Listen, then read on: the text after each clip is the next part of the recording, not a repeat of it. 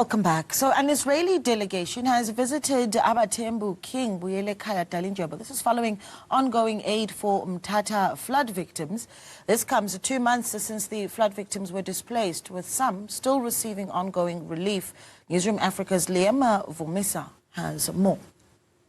I mean, it is a contentious issue that there is a visitation by the Israelites, particularly to a kingdom here in South Africa, given some of the news that we've had. Perhaps what do you think then that will send across to the rest of the kingdom of Abatembu when you are going to have a delegation from the Israelites? I know you said you're reserving much thought on that.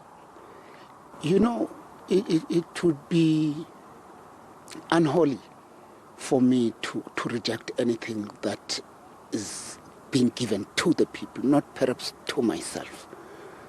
If it's being given to the people, mine is to accept it on behalf of the people, and the people can then choose whether to reject it or accept it. And if they reject it while in need, that is their own decision and their holy right, holy choice. But should they accept it like I do, then all is well. But if they don't accept it, then let me know. Then I will have it returned. But the assistance that we are getting is assistance in dire need by the people.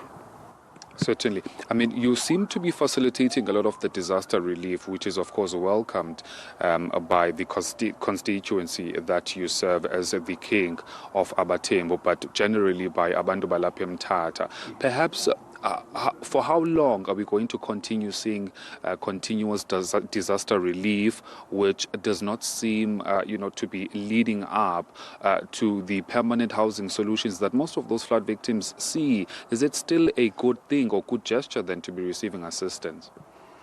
We are confused to a great extent because, even the centers people were placed in, they've been dispersed, they're placed in some other even harsh environments.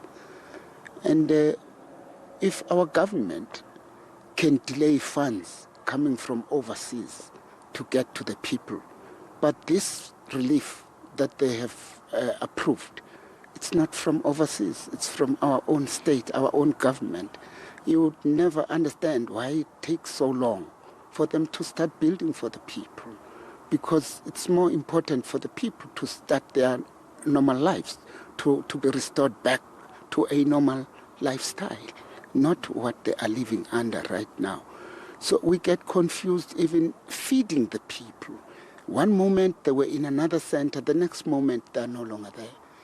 And I believe there is a lot of mischief in displacing them the way the African National Congress is doing, simply because they must claim to have helped.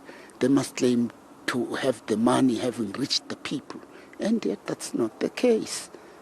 And it's worrying. So we would welcome anyone who could actually assist along those lines where the accommodation can be erected. We can't wait for monies that we know will be squandered.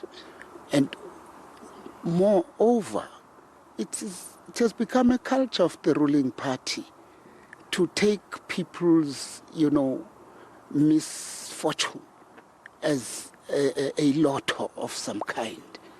They enjoy a lot of profits and earnings when people die. Kumkani, thank you very much for your time. Well, there you have it. That is, of course, the king of Abatembu, Kumkani Buyelekhaya Dalindyebo. Of course, mentioning that they welcome any sort of assistance as long as it is, directed at those Mthatha flood victims, or matter of fact, any flood victims that were affected by those ravaging floods that occurred back in the 10th of June. Now, we understand, according to the king, that they have been given over $10,000, which he says he is going to ensure then that it gets to the people that it needs to get to. And of course, we will certainly continue to monitor all those disaster relief measures that are continuing to get to some of those flood victims. For Newsroom Africa on Channel 405, I am Liam Vumisa in Mthatha, Eastern Cape.